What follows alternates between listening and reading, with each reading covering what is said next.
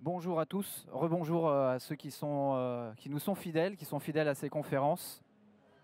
Vous le savez, aujourd'hui c'était la journée du sport sur le stand Nikon. On a commencé la journée avec le tennis et on va finir ce cycle sur le sport avec un peu de tennis, mais aussi beaucoup d'autres choses, puisqu'on accueille sur notre plateau Philippe Montigny. Philippe Montigny qui a donc une déjà très longue carrière dans la photo de sport. Bienvenue Philippe, merci de venir sur ce plateau pour partager tes images et puis nous livrer un petit peu les coulisses de ton métier de photographe de sport. Merci Guillaume, Je ne bonjour sais à pas si tous je t'ai et à toutes. présenté complètement la photographie de sport sous tous les angles, c'est-à-dire que tu as eu une longue carrière. Déjà, tu as commencé en quelle année ta carrière de photographe de sport? Alors j'ai commencé la photo dans les années 90, Voilà, à ça l'époque où rajeunit on pas. était encore en film. Ouais, mes premières photos c'était au EFM2, FE2, pour ceux qui connaissent. Donc ça remonte un petit peu maintenant. Donc j'ai commencé les photos de sport par le motocross. Oui, alors on va y venir, mais Voilà. déjà, là, ton actualité récente, on se parlait de tennis ce matin avec Corinne, Ah. Corinne Dubreuil, qui Qui est est dans le là. public, qui est juste au premier rang. Donc il y a une vraie fraternité entre les photographes de sport, ça fait plaisir à voir. Oui, on travaille avec Corinne depuis quelques années sur Roland-Garros pour le compte de la Fédération française de tennis. Donc c'est un vrai plaisir de partager ces moments-là. Voilà, donc il y avait toute une partie de tennis, mais comme on l'a déjà pas mal abordé ce matin avec Corinne, on s'est dirigé vers d'autres sujets. Juste brièvement, ça c'est l'actualité récente. C'était Donc lui, c'était donc le Rolex Master à Bercy, donc toujours pour la Fédération française de tennis. Donc Corinne était aussi avec moi. Donc là, effectivement, ça date il y a 15 jours, avec la victoire de l'Américain. Donc voilà. voilà, et puis ce tunnel dont on a parlé ce matin, un tunnel par lequel rentrent les joueurs. Exactement, voilà. Et donc toi, tu choisis de prendre un petit peu le contre-pied, Oui. de photographier tous. Parce que Corinne doit être par ici, je crois. Corinne est là d'ailleurs, hein. On voit Donc ses là, j'avais lunettes. décidé effectivement de prendre un angle un petit peu différent. Donc, parce que l'instant dure très, très peu de temps. Là, il sortait de la conférence de presse. On avait quelques minutes pour faire une photo. Donc voilà, je me suis dit, tiens, je vais faire un petit peu le contre-champ. J'ai fait aussi une photo également de derrière. Et pour avoir le sportif, le tennisman et les photographes derrière. Donc ouais, voilà, c'est un petit clin d'œil. Vous êtes combien de photographes à couvrir cet événement? Pour la Fédé, on était quand même 4 ou 5. Et au total? Pour le sportif, l'événementiel et tous les réceptifs. Donc, D'accord, et au total, le nombre de photographes accrédités sur l'événement? cinquantaine, une cinquantaine de photographes pour l'événement, quoi. Donc, Donc il y a de la concurrence dans la place. exactement, ouais, C'est tout à fait. difficile de se faire une.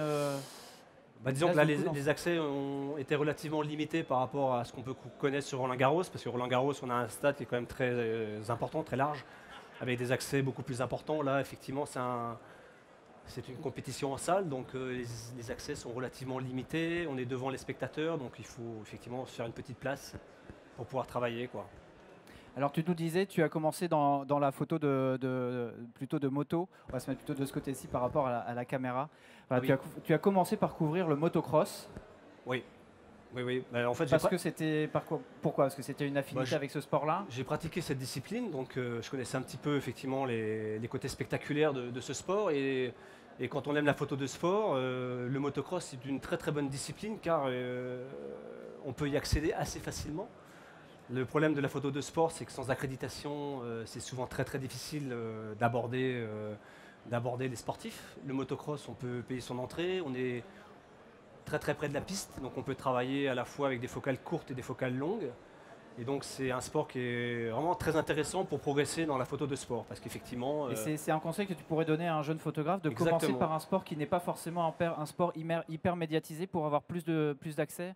Le sport le plus accessible possible pour pouvoir effectivement faire ses gammes, comprendre la technique, la profondeur de champ, les différentes vitesses à utiliser. Donc c'est vrai que c'est une très très belle discipline, puis ça permet de faire des photos assez spectaculaires. Bon là, on voit là effectivement c'est une séance d'entraînement très tôt le matin avec une très belle lumière. Donc bon, j'avais repéré un petit peu ça la veille. Je m'étais dit tiens, l'endroit est sympa et effectivement là, bon, c'est fait au 500 mm, donc c'est vrai que c'est une très longue focale. Avec un D1H, donc on remonte là aux Ouais. début des années 2000. Exactement. Et donc, mais voilà, on peut effectivement isoler le sujet avec effectivement ce jeu d'ombre qui me semble assez intéressant, quoi. Donc, et surtout quand on fait de la photo de sport, ce qui est intéressant, c'est d'éliminer tous les fonds disgracieux, les publicités et autres, les fonds, les poteaux, les lignes et tout. Donc c'est vrai que Il faut trouver les angles. les longues focales permettent effectivement d'isoler le sujet et de sortir une photo entre guillemets propre, quoi. D'accord. Alors, ça, c'est ta première publication.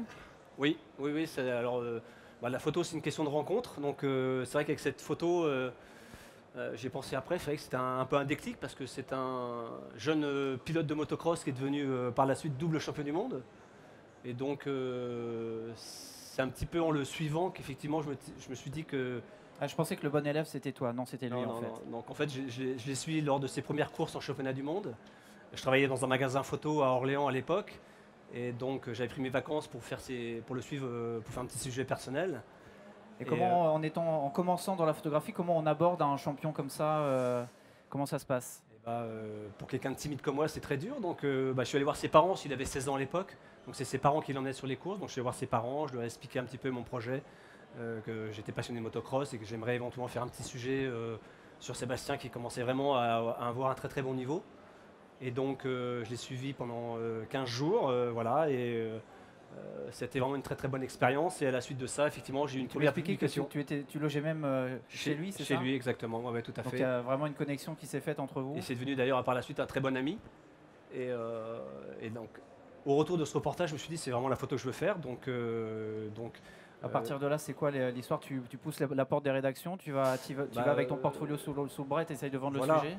Ouais, donc j'étais dans un magasin photo. Donc la semaine, je travaillais, je faisais de la vente, du conseil, un peu de studio, de la prise de vue, du noir et blanc. Et puis le week-end, je partais effectivement sur les terrains faire des photos pour essayer d'avoir un petit book de plus en plus fourni pour éventuellement avoir un jour la chance d'exercer cette profession qui était vraiment pour moi un rêve, un rêve effectivement. Donc au fur et à mesure des publications, des photos de différentes, parce que j'ai commencé par le motocross, après j'ai fait un petit peu de sport automobile. Du vélo aussi, pas mal. Peu de vélo. Le vélo, c'est ce qui t'a valu aussi tes premières récompenses, il me semble, dans les années 2000, c'est ça? Oui, alors dans les années 2000, effectivement, j'ai eu le prix du Crédit Lyonnais sur le Tour de France. Donc ça, c'est à la suite Ça ouvre des portes, les prix? Non, mais ça permet effectivement d'avoir une petite reconnaissance et puis surtout, voilà, ça permet de montrer des images et de savoir, de montrer aux gens ce que l'on peut faire. Alors aujourd'hui, tu es indépendant, mais est-ce que tu as toujours été indépendant? Non, alors je suis indépendant depuis 2005. Donc à la suite de cette saison, enfin de cette période de magasin, donc j'ai constitué un book, j'ai démarché les agences avec quelques refus, bien sûr, hein, c'est normal. Au début, voilà, on ne sait pas trop où on va et j'ai eu la chance d'incorporer l'agence Van Diestadt, qui était à l'époque une des références dans la photo de sport. Après plusieurs essais. Après 3 essais infructueux. Ouais. Et donc il faut avoir de la ténacité, il faut y croire jusqu'au bout. Voilà, exactement. Et donc ça m'a permis d'intégrer cette agence prestigieuse à l'époque et de pouvoir couvrir tous les grands événements sportifs. Alors notamment les Jeux Olympiques. Les Jeux Olympiques. J'imagine que pour un photographe de sport, c'est pareil. Les Jeux Olympiques, c'est une quête importante. Pour un photographe de sport, c'est Noël, quoi. C'est Noël pendant 15 jours parce qu'effectivement, on couvre beaucoup de disciplines que l'on connaît ou pas. Des fois, on découvre des sports qu'on n'a pas pratiqués avant, mais aux Jeux Olympiques, les photographes sont vraiment considérés parce qu'effectivement, tout est mis en œuvre de façon à avoir les meilleurs emplacements possibles. Il y a des gens qui s'occupent de nous, il y a des responsables qui sont là effectivement pour ce qu'on ait les meilleures conditions possibles avec des accès pas toujours évidents. Donc, et pour couvrir là, donc du coup, toi, tu étais notamment sur la gymnastique. Oui. Un sport un petit peu compliqué parce que l'indoor, c'est pas forcément ce qu'il y a de plus facile en termes d'éclairage notamment. Non, surtout à l'époque, hein, des 1H, 320e de seconde, ça passait au ras des pâquerettes. Ça passe juste, donc beaucoup de déchets quand même. Et bon là, effectivement, cette photo, on voit que ça commence un petit peu de grain, mais ce qui était intéressant dans cette image, effectivement, c'est l'émotion du sportif après son exercice, parce que bon, la gymnastique, c'est effectivement un sport très très dur, qui demande beaucoup d'entraînement, mais un sport très photogénique, comme on peut le voir là, parce qu'effectivement, il y a des lignes, il y a des positions du corps qui sont absolument inimaginables pour le commun des mortels. Voilà, et donc tu disais tout à l'heure, éliminer les fonds disgracieux, mais là, par exemple, le fait d'avoir Athènes 2004 derrière avec les anneaux olympiques, c'est aussi un repère important, ça fait partie de l'information que délivre l'image. C'est l'avantage des Jeux Olympiques, effectivement, là, il n'y a pas de publicité. Donc là, on a juste un fond avec des anneaux, et en l'occurrence, Athènes 2004. Donc là, effectivement, en termes de fond, ça reste tout est coloré, il y a une charte graphique au niveau des Jeux Olympiques. Donc là, on peut mettre les fonds dans l'image. Au contraire, ça permet effectivement à la limite de dater la photo et de... Pareil ici avec la Coupe du Monde 2007, on voit le bandeau derrière. À l'époque, on avait gagné contre eux, hein, mais ouais, samedi, c'était pas pareil. C'était juste, hein, c'était 20-18, hein, on a le score, non, quart de c'était finale. pas. Là, c'était le quart de finale donc à Twickenham. Bon, là, j'étais indépendant déjà, donc j'ai couvert la Coupe du Monde 2007, donc avec des épreuves en France.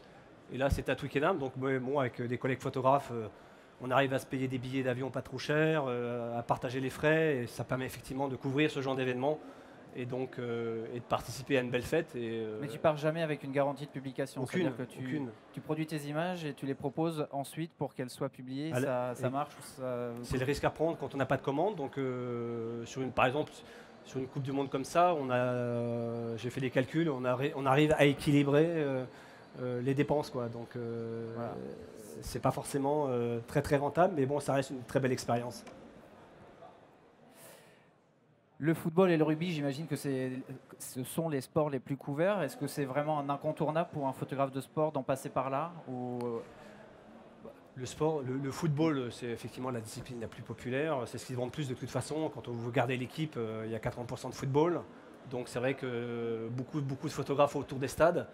Sur les matchs de l'équipe de France, on est 200 photographes, quoi, donc pour sortir l'image, très compliqué pour effectivement pour des photos, on arrive toujours à en sortir. Comment ça se passe d'ailleurs? Vous avez tous une position fixe, c'est ça, ou vous la choisissez? C'est en fonction de ce que l'on veut faire sur le stade, sur la rencontre.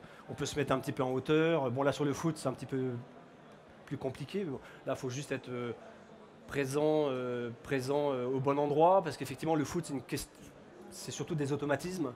Contrairement au rugby où voilà, le jeu est à peu près pas stéréotypé, mais bon, on sait un peu comment ça se passe, sorti d'une mêlée, une touche. Si on veut la faire en verticale, en largeur, on veut intégrer le public. Le football, voilà, c'est des automatismes parce que rien n'est prévisible et donc vous pouvez être des fois à l'envers d'un match, tout se passe de l'autre côté et ramener qu'une image, quoi. Et puis comment on fait, alors moi par exemple pour réussir à capter ce genre d'image, c'est un amorti un petit peu aérien, hein, un peu acrobatique. Comment on arrive à voir en même temps la perception du jeu dans le viseur et la perception du jeu de manière plus globale pour voir par exemple là arriver la balle. On a les deux yeux ouverts, hein, dans le viseur et à l'extérieur. Surtout avec les téléobjectifs, c'est vrai qu'on est toujours très concentré dans le viseur. Bon là ça vient très vite, mais c'est vrai qu'encore une fois avec les automatismes liés au foot, effectivement c'est bien de toujours jeter un petit coup d'œil par rapport au déroulé de l'action. S'il va y avoir un centre, s'il va y avoir un débordement, et après il faut être très concentré, réactif, avoir un autofocus bien calé, et puis après... 8 centièmes de seconde, c'est la bonne vitesse pour travailler sur des sports comme le foot? Oui, parce qu'effectivement, tout le sport va de plus en plus vite. Au 500e, ça risque quand même d'avoir de bouger, donc on essaie de s'approcher le plus possible du millième. Voilà, on essaie quand même. On peut effectivement travailler après à 2,8, mais après 2,8, vous avez quand même une profondeur de champ qui est très très limitée. Donc là, vous pouvez avoir net, par exemple, le pied, si l'autofocus s'accroche le pied. Donc là, 3,5, ça permet d'avoir une petite marge d'erreur, parce qu'effectivement, ça vient quand même très vite, et donc même si c'est du foot. Et donc voilà, 8 centièmes, c'est effectivement, descendant en dessous, ça commence à être un peu plus compliqué, quoi. Alors là, c'est assez spectaculaire. En plus, on voit que tu es au 70 mm, donc tu es très proche de l'action. Comment ça se passe quand on photographie ça? On pense d'abord à photographier ou à se protéger? Là, ça vient très vite, effectivement, parce que là, c'était du cross, donc très très impressionnant, parce que les chevaux font des grandes amplitudes, ça va très très vite.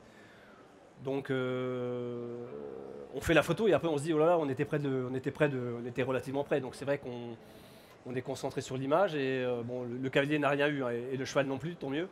Mais c'est vrai que ça reste impressionnant. Et bon, des fois dans le viseur, on est concentré, on voit pas trop ce qui se passe, hein. Ça m'est arrivé sur Le Mans, effectivement, les 24 heures du Mans, d'avoir un accrochage devant soi. Le temps de réaction est rapide et là, effectivement, on lâche tout et on se couche parce que ça vient très très vite. On ne sait pas comment ça va se passer. On ne sait pas comment ça va se passer. Bon, le matériel n'a pas trop souffert, mais il y a eu une grosse frayeur quand même. Alors plutôt que de se mettre derrière l'obstacle, il y a d'autres techniques qui permettent par exemple de produire ce genre d'image. Oui, alors, avec des boîtiers qui sont télécommandés, c'est ça? Alors, c'est pas nouveau, mais c'est vrai qu'effectivement, ça permet de faire des images différentes, avec des angles un petit peu différents. Et donc là, il suffit de mettre juste un boîtier au ras de l'obstacle avec un système de télécommande. Et donc ça Et un permet. zoom, et enfin une optique super grand angle. Là, Ouais, là, pas- c'est au un fisheye. Donc effectivement, on est très très près parce que là, l'appareil il est vraiment là. On est vraiment. D'ailleurs, dans certains endroits ou dans certains moments, le cheval, il a toujours ses repères et il voit quelque chose qu'il n'a pas forcément l'habitude de voir. Et donc des fois, ça effraie un petit peu les chevaux. Donc c'est vrai que des fois, on est un peu limité par rapport à l'obstacle parce que les chevaux, vraiment, ils arrivent là sur l'obstacle, à la réception en plus. Donc c'est vrai que des fois, on nous a fait des reproches parce qu'on était un peu trop près, quoi. Ouais, donc l'idée en tout cas, c'est de produire par exemple pour ce genre d'image aussi, de trouver des angles différents. C'est pour ça que j'avais mis la photo de sport aussi sous tous les angles. C'est Voilà, que voilà. dans ton iconographie, on trouve vraiment des choses qui sont photographiées de manière assez spectaculaire, mais c'est pas toi directement qui a fait l'image. Tu n'étais pas derrière l'appareil photo, tu le télécommandais. Là, je l'ai télécommandé, effectivement. Donc, j'avais installé un boîtier à l'aplomb du panier avec, deux flashs parce qu'effectivement, à l'époque, en salle, les lumières étaient très très compliquées. Donc maintenant, On peut mettre du flash sur de la photo d'action. certaines en sport. disciplines. Certaines disciplines. Le basket, ils ont l'habitude. En NBA, le hockey sur glace, on voit sans arrêt ça flash. Donc il n'y a pas de souci, ils ont l'habitude. Donc là, effectivement, j'ai mis deux gros flashs, deux gros balcars sur les côtés avec un système de télécommande. Donc qui permet effectivement d'avoir quand même un peu de lumière, notamment sur les visages. La mise au point est sur le panier ou sur le. Là, par Entre contre, les deux. comme on travaille avec des flashs, justement, on a une ouverture qui est quand même relativement importante. On a 7,1 d'ouverture. Donc on a de la Donc on a profondeur de une champ. profondeur de champ relativement importante. Donc on fait des petits calages un petit peu avant. Bon, les mecs, ils font quand même moyenne de 2 mètres. Donc on essaye de caler un petit peu la mise au point. Ça nécessite des essais un petit peu à l'avance. Et après, on croise les doigts pour que les télécommandes fonctionnent. Parce que ça m'arrivait beaucoup de temps, beaucoup de fois, où effectivement, au moment d'appuyer, rien ne se passe, quoi. Et là, Et ça, tu le sais qu'après. Et là, non, on le sait parce que les flashs ne partent pas, quoi. D'accord. Et là, on se dit, il y a un problème. Et donc c'est voilà. Donc maintenant, ça a beaucoup évolué Oui, avec les télécommandes. Voilà, et puis on voit aussi ces la robots-là, robotique. c'est un petit peu les évolutions. Alors qu'avant, on câblait les flashs. Mm. On câblait les flashs, donc tout était câblé, les faux contacts et tout. C'était pour faire une photo comme ça. On arrivait au début de l'après-midi, on installait les flashs. Il fallait avoir l'autorisation de la salle, pas toujours simple selon les salles. Des fois, on passe une demi-journée pour installer et faire 4 photos, quoi. Voilà, alors encore une photo prise avec un boîtier télécommandé. Magnifique image, un saut spectaculaire avec toujours ces anneaux olympiques. Alors voilà un peu le dispositif. Il y a quand même du monde. C'est un peu la guerre, quoi. C'est premier arrivé, premier servi, quoi. Donc moi, je sais plus où je suis. Je dois être par là, quoi, un petit truc comme ça. Ça doit être ça. Ouais, je reconnais mon câble avec un peu qui est en vrac là. Donc là, effectivement, il y a beaucoup de monde parce qu'il y a toutes les agences. C'est les Jeux Olympiques, donc il y a du monde. Hein. C'est un spot qui est quand même très très couru. Donc là, on fait des demandes à l'avance. Il y a effectivement un chef photo qui prend les demandes à chaque compétition. Donc là, on s'enregistre. Et c'est déclenché comment? Alors, c'est quoi le système de là, que tu système de Pocket Wizard, donc un système de télécommande avec un câble qui est relié à la prise. à la prise. Donc chacun a ses fréquences, parce qu'effectivement, on peut le voir, c'est toutes les mêmes télécommandes. Donc chacun a ses fréquences, donc on s'inscrit, on enregistre sa fréquence pour éviter de télécommander le boîtier du copain. Et donc, parce que là, effectivement, là, la photo est pas trop mal, mais il y a beaucoup de déchets, quoi, parce qu'il y a beaucoup de photos où on a juste ça, parce que là, ça vient très très vite. Ouais, on a juste le bout des skis, ou alors on a juste les skis qui sont au bout là-bas. Ouais. Parce qu'en fait, on déclenche au bruit, en fait. On entend le skieur qui arrive, parce qu'en fait, on est vraiment en dessous du tremplin, là. Parce qu'en fait, là, c'est les Jeux Olympiques, donc il y a des télés partout, tout est cadré partout, donc il ne faut pas débarder, il faut qu'on soit visible. Mais il faut quand même entendre le skieur, et donc c'est au bruit, en fait. Et dès qu'on arrive, là, on déclenche. 5 millièmes de seconde, là, je suis au maximum du boîtier, on peut pas aller au plus haut. Et il y a beaucoup de photos, effectivement, où des fois, on n'a rien. Parce que c'est pas le bon moment, quoi. Donc, mais bon, c'est le but du jeu. Et de temps en temps, ça passe. Alors là, on est en 2009. Tu travailles avec un D3 à 5000 ISO. Ouais, là c'était. C'est de nuit, ça. C'est de nuit, ouais. Alors je sais plus, mais alors ça c'était avant les Jeux Olympiques de 2010, donc. C'est Coupe du Monde de ski, ouais. Donc ça c'était vraiment mes premières. C'était la tournée des 4 tremplins. Je travaillais à l'époque pour l'agence Zoom, qui est une agence spécialisée dans le ski. Il m'avait demandé de couvrir justement les 4 tremplins pour un peu me familiariser avec cette discipline, comme j'allais suivre pour eux les Jeux Olympiques. Donc c'était vraiment une première pour moi. Donc 5000 ISO, ça commence à beaucoup là. Hein. C'est très haut. Ça a quand même bien facilité les choses, évolution technologique du point de vue de la photo de sport, non? Disons la technique a sa place aussi dans la performance photographique en photographie de sport. En argentique, très très compliqué de le faire, quoi. Donc très compliqué de le faire parce qu'effectivement les sensibilités étaient beaucoup moins importantes.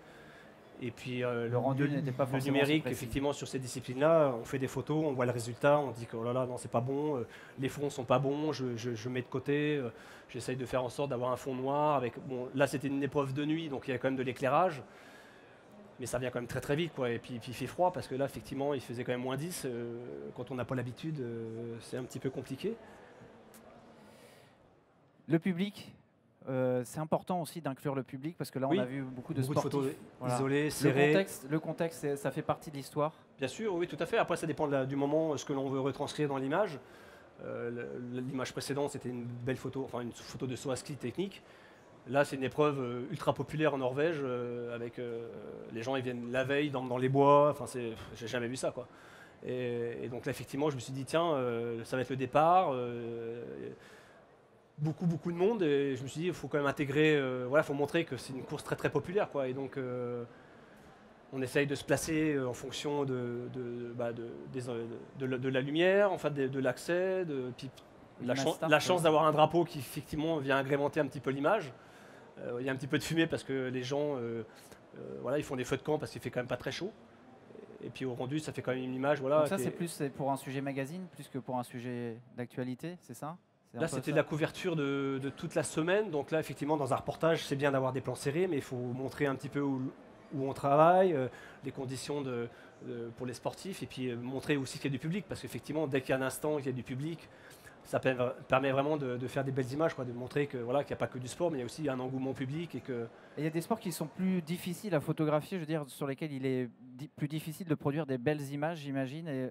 Parce que le ski de fond, par exemple, le mouvement du skieur de fond n'est pas forcément quelque chose d'hyper artistique. C'est pas très photogénique par rapport effectivement à la gymnastique, où là les mouvements sont très photographiques, très esthétiques. Le ski de fond, ils sont toujours un peu la tête baissée, donc c'est vrai qu'effectivement là le fait de pouvoir composer une image avec cette montée qui est quand même assez spectaculaire, donc ça permet effectivement, voilà, d'illustrer différemment cette discipline. Voilà, donc après. L'accident, ça c'est quelque chose sur lequel il faut être réactif. Ça fait partie de la chance. Là, j'étais en train de faire effectivement des filets, parce que là, je faisais du patinage de vitesse c'était une commande là pour l'équipe. Et donc, voilà, donc c'était la fin du week-end, donc je faisais des filets, parce que là, c'était une course-poursuite, ils étaient à 3. Après avoir fait tout le week-end des photos classiques, je m'étais dit, bon, on va faire un petit peu d'images sympas, différentes. C'est à ce moment-là que se produit la chute. 40e de seconde, donc bon, ça reste. C'est en courbe, en plus, pour faire du filet, c'est un peu compliqué, parce qu'effectivement, lorsqu'on fait des filets sur un sujet qui est linéaire, ça reste acceptable, mais là, ils sont en courbe, donc il y a beaucoup de déchets. Et puis là, voilà, c'était une des dernières courses, les Hollandais étaient chez eux, ils avaient la pression, et puis il y a un des patineurs qui a chuté, donc voilà, c'est la chance d'avoir ça dans le viseur, d'être net sur le patineur. Donc cette photo avait fait une double page dans l'équipe mag la semaine d'après, donc voilà, on est content d'avoir réussi et que la chance nous a aidé à faire une belle image, quoi, c'est sympa. Le patinage artistique, un petit peu dans le même registre que la gymnastique. Alors ça, c'est une discipline que j'ai connue. C'est difficile quand même, j'imagine, ce qui fait la beauté de ce sport-là, c'est aussi les sauts, la technique des sauts. Comment c'est possible de le retranscrire en image fixe? Le patinage, c'est une belle discipline aussi, c'est un peu comme la gymnastique, c'est très graphique, c'est très chorégraphié. Donc effectivement, bon là c'est un show qui est avec de la lumière, donc qui permet d'avoir effectivement un petit retour sur une ombre. C'est des disciplines où effectivement il faut vraiment avoir le mouvement parfait. Effectivement, la photo d'avant va pas être belle parce que le coude va être un petit peu plié, donc il faut faire beaucoup de photos, il faut un petit peu connaître. Donc on travaille en rafale, la discipline, pas forcément en rafale, mais il tourne, il faut avoir aussi le moment où elle est face à soi. Pas forcément, parce que des fois on en fait trop et puis effectivement on n'a pas le bon moment, on a trop tard ou trop tôt. Donc à force de faire effectivement ce genre de discipline, à l'époque à l'agence on en faisait beaucoup de patinage, donc on arrive un petit peu à comprendre les rotations, et c'est pas forcément de faire beaucoup de photos, les rafales effectivement c'est bien, réussir les images, mais c'est comme au tennis, quoi. Des fois quand on fait trop de photos, on n'a pas la balle, on l'a avant, après, et il suffit de faire une ou deux photos et voilà, on a la balle au bon moment, ou le geste précis avec effectivement ces lignes graphiques, quoi. Donc voilà, après chacun fonctionne comme il le sent, mais ça sert à rien forcément de beaucoup d'être systématiquement en rafale, quoi. Alors on arrive à un domaine qui est un de tes domaines de prédilection, les sports mécaniques, hein, puisque tu es parti de là un petit peu avec le motocross. Donc, moi, ce qui m'a intrigué en voyant cette image, c'est voir les roues comme ça un peu figées alors que l'image est en mouvement et avec un effet de filet sur le fond. Comment tu arrives à produire ce genre d'effet? Alors ça, c'est une photo qui avait été faite au Castellet. C'était une commande pour VSD. Ils étaient en train de tester la 908 pour les 24 heures du Mans qui allaient suivre. Et donc effectivement, j'ai passé 2-3 jours là-bas. Et bon, le circuit est très très beau, très graphique avec ses lignes. Et puis là, c'était une séance de nuit. Enfin, pas tout à fait de nuit, mais un peu vraiment Entre chien et loup? entre chien et loup. Et bon, comme c'est une séance d'essai, on a le droit d'utiliser le flash parce qu'effectivement, aux 24 heures du Mans, c'est maintenant strictement interdit pour des raisons de sécurité, pour pas aveugler les pilotes. Et donc là, je m'étais dit, tiens, on va essayer de faire des petits essais avec ce côté des graphiques, des lignes, toujours. J'essaie toujours d'essayer de trouver des choses un peu graphiques, un peu esthétiques. Et là, comme on est très très bas, effectivement, on a cet effet dynamique. Et donc c'est le flash qui vient Et c'est des arrêter, flashs qui viennent effectivement figer le mouvement des en roues. synchro-lente. Donc le flash vient effectivement après l'exposition principale. Et donc figer effectivement les roues pour un petit peu... et on a cet effet un peu plus prononcé en numérique qu'en argentique. C'est en argentique qu'on arrivait quand même encore à conserver un petit peu de rotation dans les roues. Et maintenant avec le numérique, même en étant très très bas, Ça fige tout. ça fiche quand même les roues, quoi. Au début, je me suis dit, mais c'est bizarre, je suis quand même très très bas. Et par rapport à l'argentique, on n'avait pas du tout ce rendu-là. Et voilà, c'est les bizarre. effets du numérique. Et donc, mais bon, ça reste quand même assez... voilà, c'est dynamique, quoi. Ça permet de faire une photo. Et on voit encore un petit peu le pilote. C'était Sébastien Bourdet d'ailleurs, dans la voiture, avec le casque, je le reconnais, quoi. Alors cette année, on voit que c'est une image de 2007. Tu as couvert les 24 heures du Mans pour Nikon, puisque nous sommes aussi présents sur cet événement pour faire une assistance technique pour les photographes professionnels. Donc être sur place avec un technicien qui va faire les nettoyages capteurs, faire la petite bobologie, parce que des fois, comme tu le disais, quand on doit lâcher ses boîtiers pour se mettre à l'abri quand il y a une voiture qui décolle, bah, ça peut faire de la casse. Donc on est toujours avec un technicien pour soigner les boîtiers et les optiques et du matériel de prêt, pour vous permettre de travailler dans des meilleures conditions. Et donc là, tu avais aussi une mission qui était de faire quelques images et de montrer un petit peu comment nos matériels pouvaient se comporter. Donc là, c'est avec le D5, comment les matériels pouvaient se comporter sur des compétitions mécaniques. Ouais, bah, Donc là, c'est un peu la golden hour, c'est ça? C'est ce qu'on appelle la golden hour, ce moment où la lumière dorée vient un petit peu tout magnifier dans le paysage du circuit. c'est ça. D'ailleurs, je tiens à te remercier parce qu'effectivement, Nikon m'a permis de couvrir cette année les 24 heures du Mans, qui pour moi est une course mythique. Parce que bon, déjà, j'adore les sports mécaniques. Et en tant que photographe, c'est une épreuve là aussi mythique parce que ça permet de voir le soleil se lever et le soleil se coucher. Et sur une compétition de sport, c'est rarement le cas. Donc ça permet effectivement de sortir des images qu'on n'a pas forcément l'habitude de couvrir tout le reste de l'année. Le foot, le rugby, c'est dans des stades couverts avec de l'éclairage artificiel. Donc là, c'est vraiment, voilà, on est en plein air, on a une amplitude horaire qui ça dure toute la semaine. Un circuit immense aussi. Un circuit immense avec énormément de possibilités. Même si maintenant, pour des raisons de sécurité, les accès sont de plus en plus compliqués parce que il y a quelques années de ça, il y a eu effectivement un grave accident. Donc ils essayent de sécuriser au maximum pour les photographes. Donc voilà, donc effectivement, les 24 heures du Mans, des grandes amplitudes horaires. Là, c'était vraiment après le lever du soleil. Bon, les premières photos, on peut peut-être, voilà. Sur la suivante, Ouais, voilà. Donc voilà, ça c'est les premières photos du jour. Il est 4h30, 5h, le soleil se lève. Là, on est tous là. Les Japonais sont là à 3h. C'est le fameux Dunlop. Donc c'est l'incontournable du circuit, le Dunlop. Bah, quand il fait beau, oui, parce qu'effectivement, c'est pas toujours le cas. Des fois, on se lève à 3h ou des fois, on se couche pas du tout. Puis il fait pas beau, donc on se dit, super, on va se recoucher. Parce que c'est tout, le ciel est gris et qu'il n'y a pas de soleil. Et quand le soleil est là, c'est juste magique. Donc là, il faut être très très tôt, parce qu'encore une fois, les Japonais sont très là. Enfin, ils sont là, ils dorment là, je crois. Ouais. Et donc il n'y a pas beaucoup de place pour faire une photo. Bon, cette année, ils avaient mis des petits appendices sur la piste là, qui viennent gâcher un petit peu le plaisir. Il y a une caméra de surveillance qui n'était pas là avant, c'est pareil. Donc bon, on n'a pas le choix. On pourrait les supprimer avec les logiciels, mais bon, c'est pas forcément le jeu. Donc là, voilà, c'est 5h du mat, le soleil se lève. Et c'est quoi les meilleurs spots sur un circuit du Mans? Quelqu'un qui irait pour la première fois au Mans, s'il devait réserver une place en tribune, quelle tribune il faut aller pour avoir des belles perspectives? Pour les 24 heures du Mans, d'ailleurs, il y a beaucoup de photographes qui sont derrière les grillages à cet endroit-là et un petit peu en bas sur la descente, parce qu'effectivement, ça permet de faire des images. C'est un des rares endroits où les gens peuvent voir une succession de virages et peuvent faire des photos, parce que nous, on est derrière les grillages, on a la chance on est accrédité, on a le chasuble, donc là on est vraiment très très près.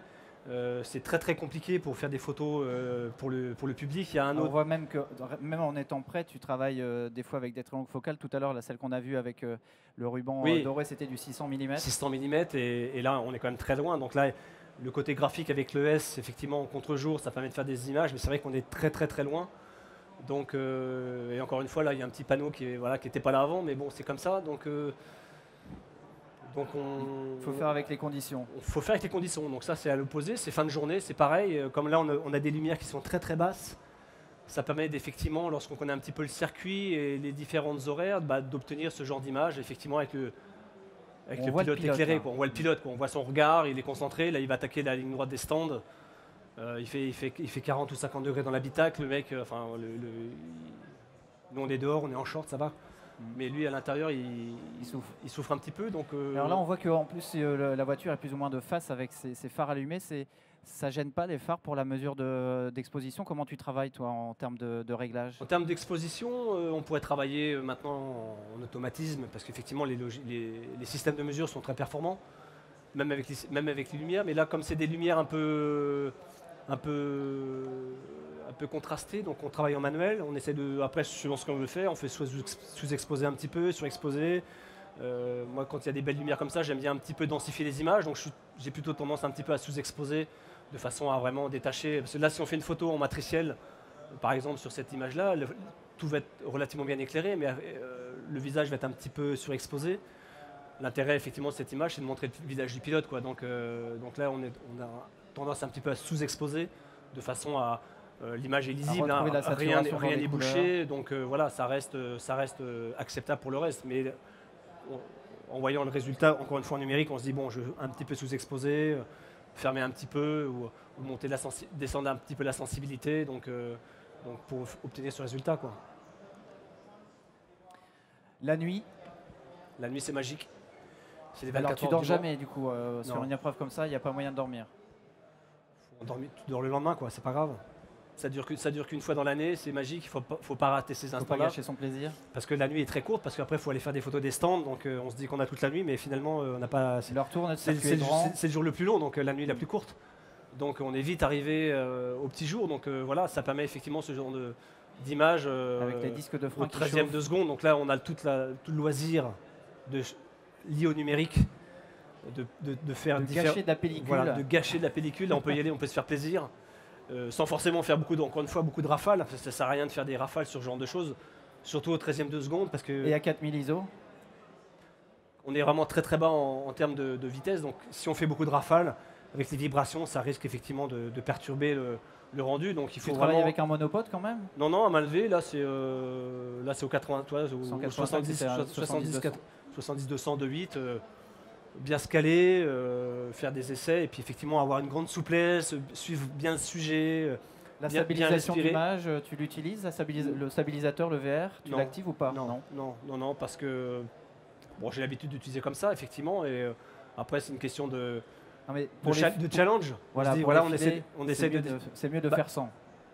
Disons, les filets, ça permet d'éliminer tous les fonds, parce que derrière, là, c'est vrai que ça reste assez joli, parce qu'on a des lumières de toutes les couleurs.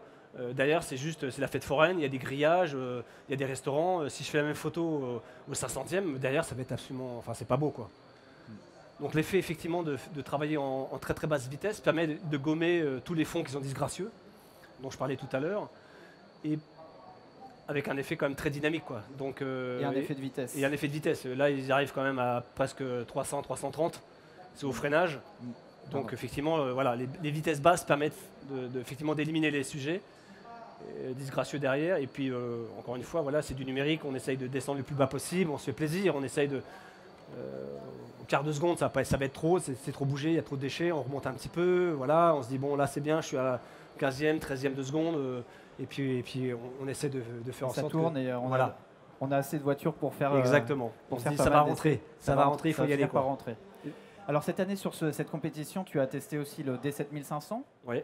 Parce que là, on voit des images faites avec le D5. Mais si vous voulez retrouver d'autres images de Philippe Montigny aux 24 heures, vous pouvez aller sur le site nikonclub.fr, voir le sujet qui lui avait été consacré à ton test du D7500. Qu'est-ce que tu en avais pensé pour cet exercice de de la photographie de sport mécanique? Écoute, c'était très très sympa parce qu'en fait, c'est vrai que le boîtier est quand même très compact par rapport au boîtier D5 qui est quand même, voilà, qui est quand même la Formule 1 des boîtiers avec un volume, avec un grand capteur, grande réactivité, l'autofocus.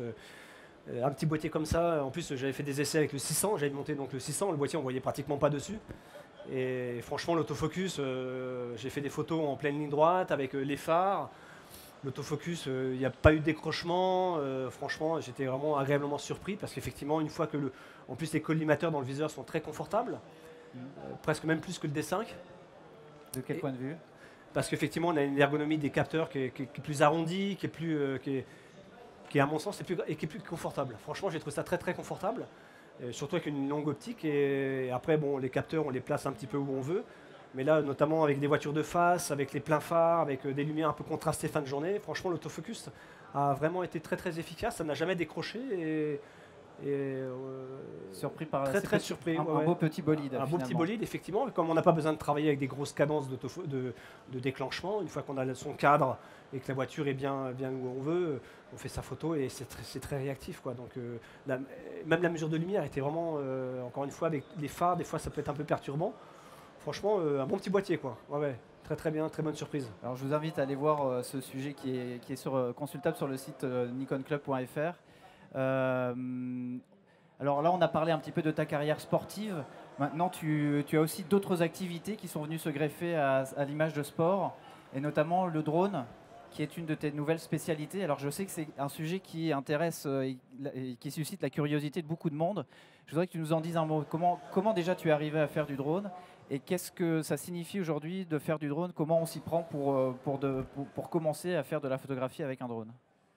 J'ai toujours aimé faire des photos d'en haut, que ce soit à l'agence ou dès que je pouvais monter dans un stade ou me mettre à l'aplomb. Voilà, je voyais les choses très très graphiques.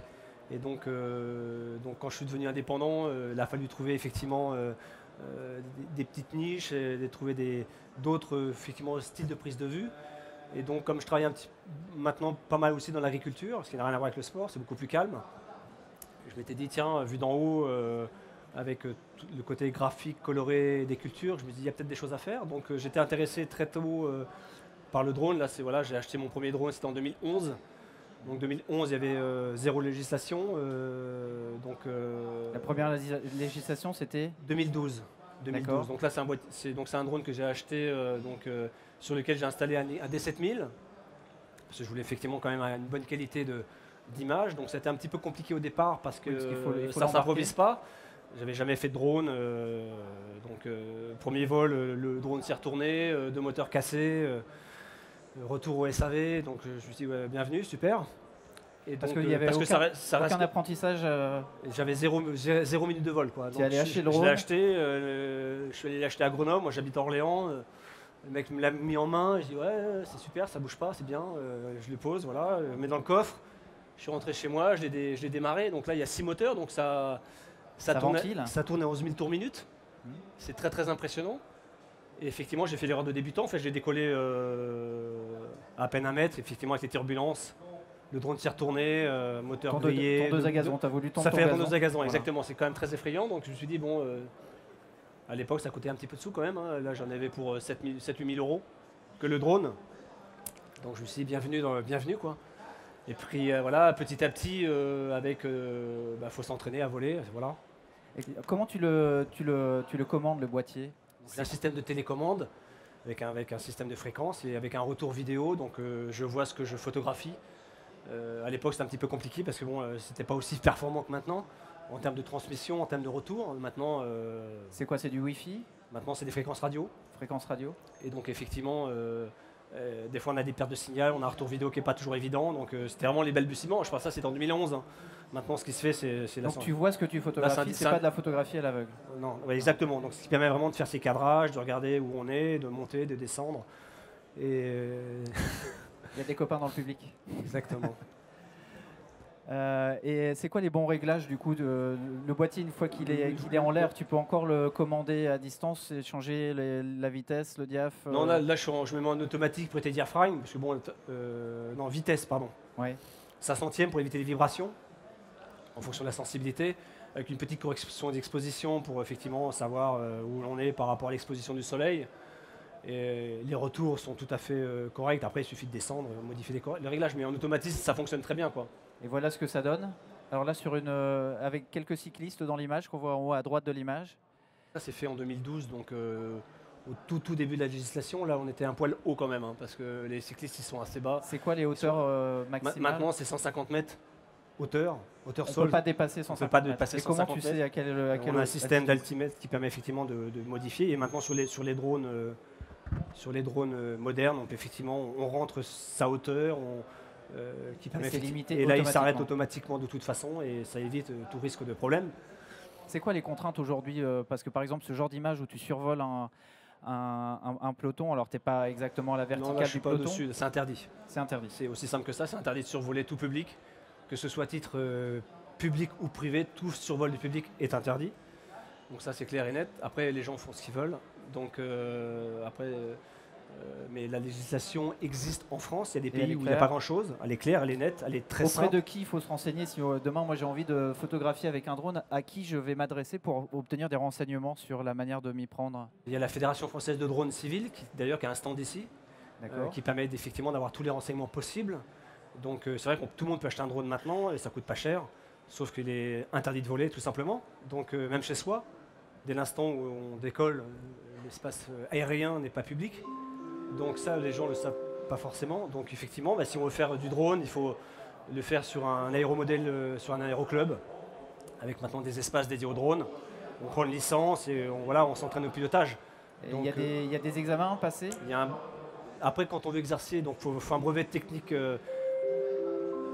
un brevet théorique de ULM qui n'a pas grand-chose à voir, mais bon, il faut le faire, c'est comme ça. Et après, effectivement, il faut établir un dossier à la DGAC, remplir un MAP, donc un manuel d'activité particulière. Il faut s'assurer. Et puis, une fois qu'on est enregistré et que tout est validé avec des drones qui sont certifiés conformes et homologués par la législation, là, on peut obtenir effectivement des autorisations de vol. Moi, je fais effectivement maintenant, je fais beaucoup d'agricole. Donc, en scénario S1, donc on peut photographier sans autorisation dans un espace aérien contrôlé quand même. Il faut faire attention aux bases aériennes, aux centrales nucléaires, aux zones interdites. Et notamment comme là, voilà, dans l'agricole. Mais sinon, après, pour les autorisations préfectorales, maintenant, c'est relativement souple. On arrive à obtenir des autorisations à J+1, J+2. Donc une fois qu'on est référencé et qu'on est, entre guillemets, sérieux, on arrive à obtenir des autorisations très très rapides, quoi. Voilà, donc le domaine agricole permet de faire ce genre de choses assez graphiques. Donc toujours travailler un petit peu avec les lignes, avec les couleurs. Là encore une fois, c'était en 2012, on est quand même assez haut, mais maintenant, ce genre de photos, ça serait un peu plus compliqué à faire. Avec un détail de ce même paysage. Exactement. Donc là, c'était avec sur le drone, j'ai donc un D7000 avec un 18-85.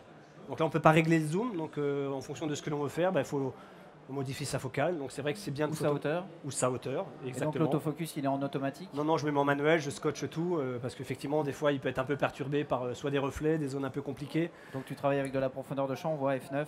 Voilà, parce que comme le drone que vous avez vu, là, c'est un des premiers drones, l'autonomie, c'est 6 minutes, donc on n'a pas le temps de s'amuser. Faut bien repérer un petit peu son angle, parce qu'effectivement, monter à 150 mètres, il faut monter rapidement, et 6 minutes, ça passerait très vite. Et donc, faut tout caler, mise au point manuel, avec du gaffeur, de façon effectivement à éviter de perdre du temps sur ce genre de choses, quoi. Et donc, focales différentes, ça permet effectivement d'avoir des choses un petit peu plus serrées, un peu différentes, voilà. Très bien, écoutez, déjà merci Philippe de nous avoir emmenés comme ça dans les coulisses de tes images de photos de sport et puis de drones. Si vous voulez en voir plus, c'est quoi ton site internet, Philippe? C'est filimage.net. Alors filimage, F-I-L-I-M-A-G-E-S.net. Donc il y a du sport, de l'événementiel, du drone. Un grand merci d'être venu pour cette conférence, Philippe. Bonne continuation et bon vol avec ton drone.